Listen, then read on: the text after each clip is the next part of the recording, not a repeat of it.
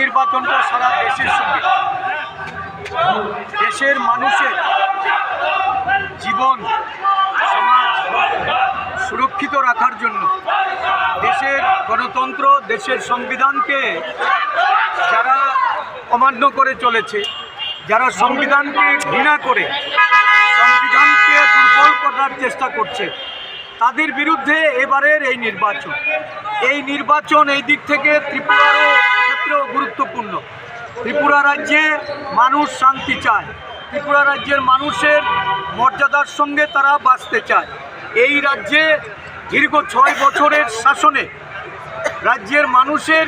মান মর্যাদার হানি, রাজ্যের মানুষকে নিঃস্ব করা, রাজ্যের মানুষের গণতন্ত্রকে হরণ করে যারা ক্ষমতাসীন হয়েছে তাদের বিরুদ্ধে জনগণ এবারের ভোটে প্রতিফলন ঘটাবে। আমি বিশ্বাস করি সারা দেশ জুড়ে রাহুলজির যে ন্যায় যাত্রার মাধ্যমে জনগণ যেভাবে এগিয়ে আসছে, জনগণ যেভাবে সমর্থন জানাচ্ছে, আমাদের দেশ আমাদের রাজ্য একযোগে এই জনসমর্থন রাহুলজির প্রতি এবং ভারতীয় জাতীয় কংগ্রেস দলের প্রতি এবং আমার নেতা মল্লিকার্জুন খার্গে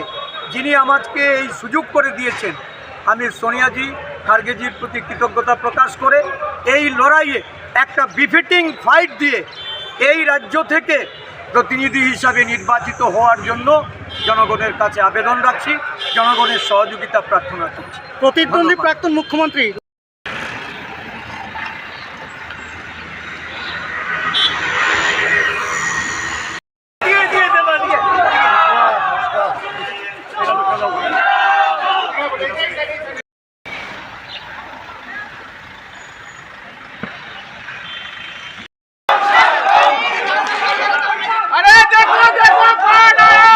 রাজ্যের মাটিতে রাজনীতি করে আসছে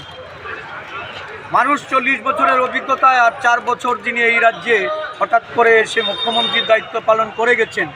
মানুষ তার অভিজ্ঞতার নিরিখে ভোট প্রদান করবে। আমি চাই রাজ্যের মানুষকে শান্তিতে, তাদের মর্যাদায়, তাদের মান সম্মান সমস্ত কিছু রক্ষিত করে তারা যেন সুরক্ষিত থাকে, এই দৃষ্টিকোণ থেকে বিবেচনা করেই মানুষ ভোটাধিকার প্রয়োগ করে।